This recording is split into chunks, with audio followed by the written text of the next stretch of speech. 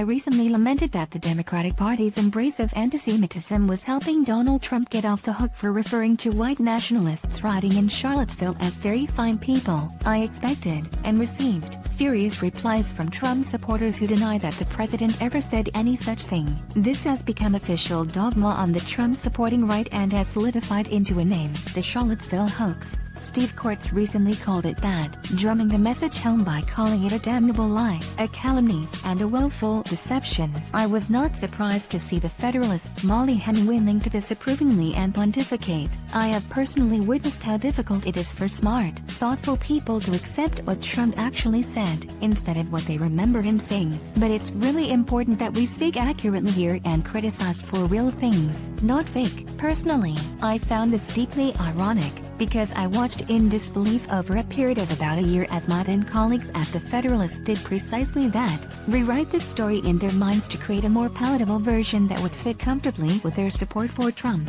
But that's exactly what she's doing here, trying to make us think we are suffering from some kind of false memory syndrome when it comes to Trump's Charlottesville comments. Hemingway has accused the media of gaslighting the public. So let's do what Trump's apologists keep asking us to do and look at what he actually did say. Trump's defenders point to his insistence in his August 15, 2017, Trump Tower news conference that when he said very fine people he was not talking about the neo-Nazis and white nationalists because they should be condemned totally. Case closed, right?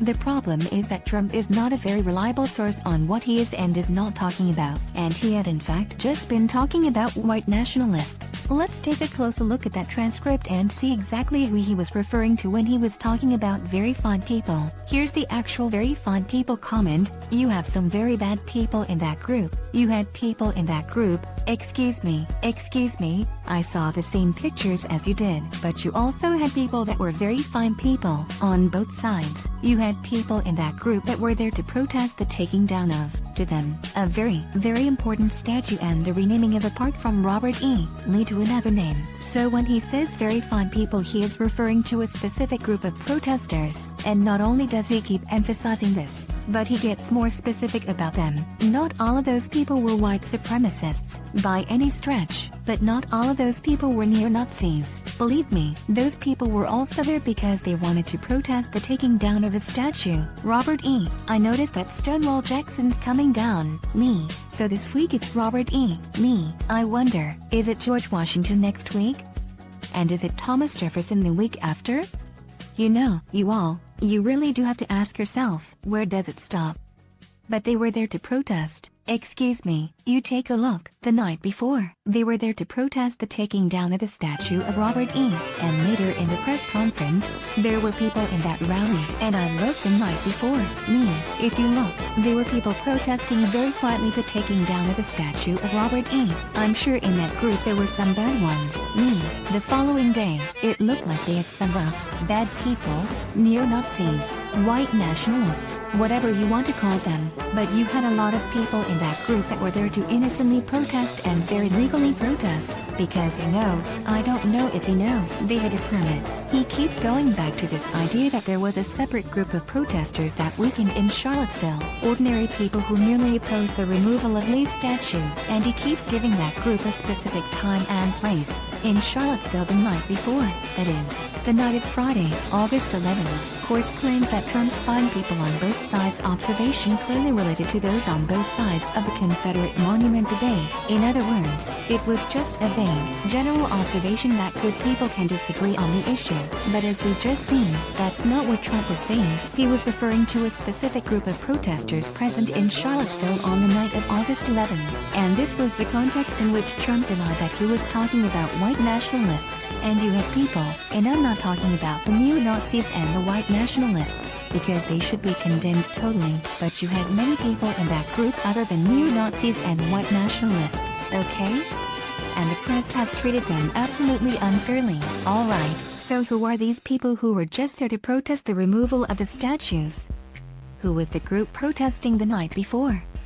That's right, the people marching in Charlottesville the night before were the guys with torches chanting blood and soil, and Jews will not replace us. So you can see where the mainstream view of this statement comes from. Courts describes Trump's words as unambiguous, but his actual words are the very definition of ambiguity. He is denouncing the Nazis out of one side of his mouth. He is saying, in effect, that he condemns the white nationalists, but also that the people marching with torches and shouting at the Jews were very fine people, then calling them very fine people out of the other. Do you find that a convincing condemnation?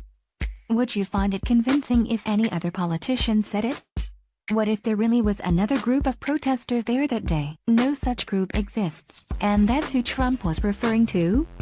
Well, there's the problem. This mythical second group of protesters is like the second shooter in conspiracy theories about the Kennedy assassination. I found people who insist to me that such a group was there because the Charlottesville Hoax mythology requires it to exist, but I haven't found a single shred of actual confirmation. That's what originally set me off about this Trump claim. It's almost as if they have adopted a false memory. I live in the Charlottesville area, and I know very fine people who oppose the removal of the monuments based on high-minded notions about preserving history. Only the white nationalists were there, so I know that we weren't there that night. I'm one of them. If you're counting, we've already busted 2 parts of the Charlottesville hoax myth. Trump was not talking generally about people on both sides of the statue controversy. He was talking about a specific group, and there was no specific group other than white nationalists present at the events Trump was referring to. At this point, the only argument in Trump's defense is one that I would regard as fairly plausible. Trump was, once again, blustering about a subject he didn't understand, while insisting that he knew it better than anyone else. You can see why this defense is not widely employed, because it doesn't serve the purpose of making people feel more comfortable about the man in the White House. There's also the fact that Trump repeatedly insisted in his Trump Tower press conference that he had painstakingly gathered the facts. When I make a statement,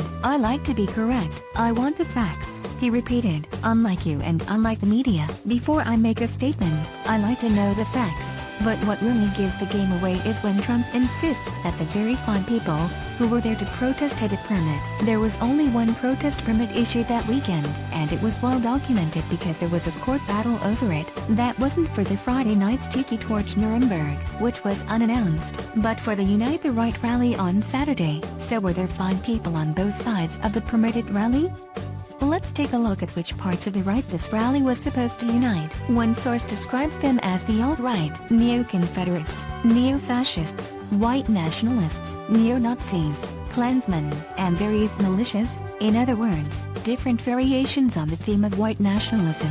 If you think that's an unfair summary, check out the poster for the event and notice that the headline speaker was prominent white nationalist Richard Spencer.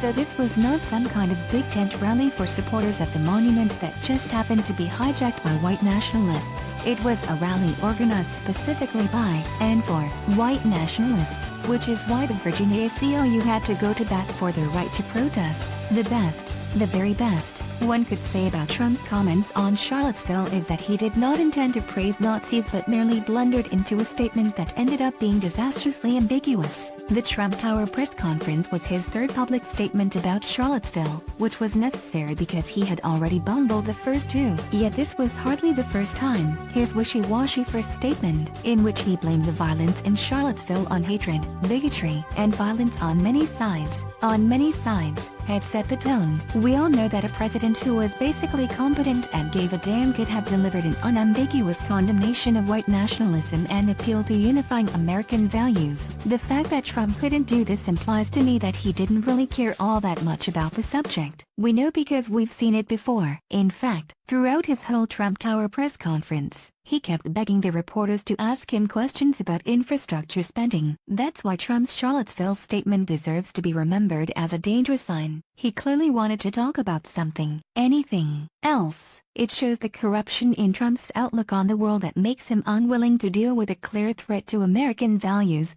and, in the coiled obfuscations of the Charlottesville hoax myth, it shows how he corrupts the minds and values of his apologists.